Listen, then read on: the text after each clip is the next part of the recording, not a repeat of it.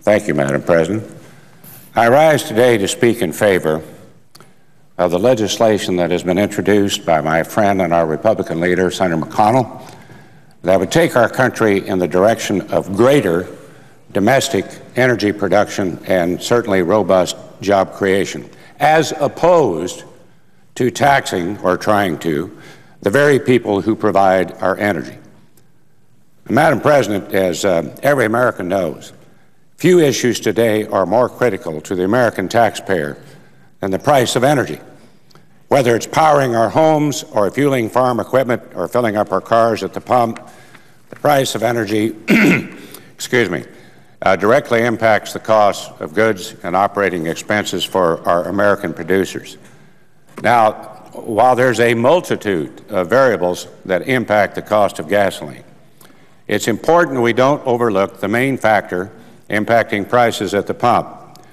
And one more time for my colleagues across the aisle, that is the global supply and demand of crude. With roughly 70% of the price of gasoline and diesel that is contingent on the price of crude, it should be easy to understand that any fluctuations in global supply and demand is the most important factor determining what consumers pay at the pump. Now, considering in my state alone that the oil and gas industry supports over 119,000 jobs and annually contributes $14 billion to the Kansas economy, it's not hard to understand that much of our concerns regarding the U.S. economy and rising unemployment could be addressed if we stopped hindering the abilities of American energy businesses to grow and to produce. I'm sure most Americans wonder why Washington is even considering policy that is counter to an industry solely capable and responsible for this type of job creation. Sadly, this is exactly the proposals floated by some of my colleagues and friends in Congress and by the President. In the President's 2012 budget proposal, he proposed almost $90 billion worth of tax increases on the oil and gas industry.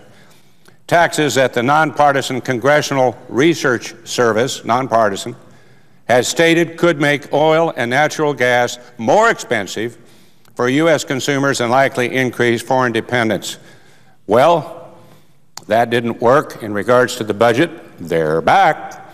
Complementing the President's troublesome budget proposal last week, a number of my colleagues introduced legislation singling out U.S.-owned integrated oil and gas companies by removing tax expenditures these companies rely on to hire more American workers, develop greater amounts of needed energy, and, support the millions of American investors whose IRAs and pension funds invest significantly in energy stocks.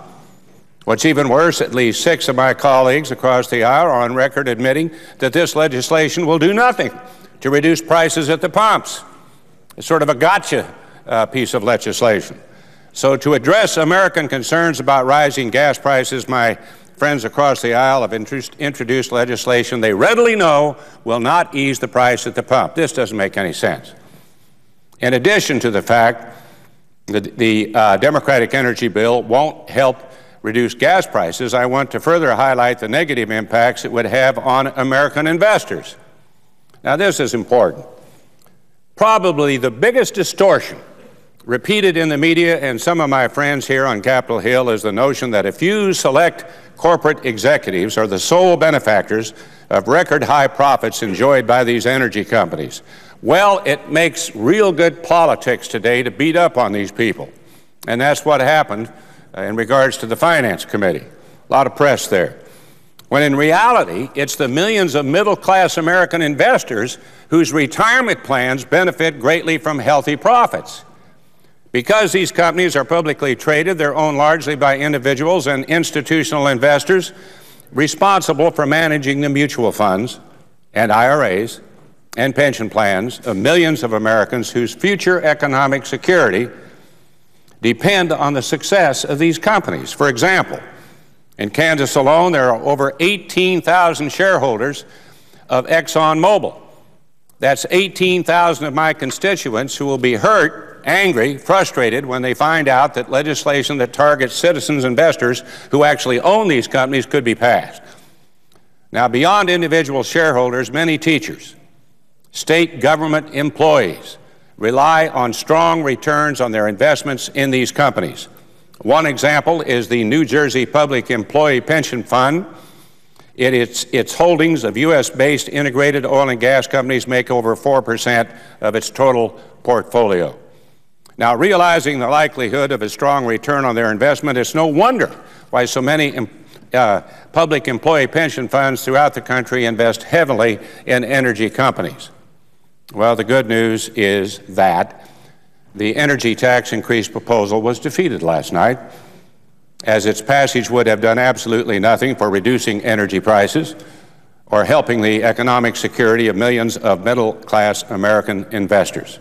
Unfortunately, the problems facing true economic growth and energy security don't end with misguided tax policy.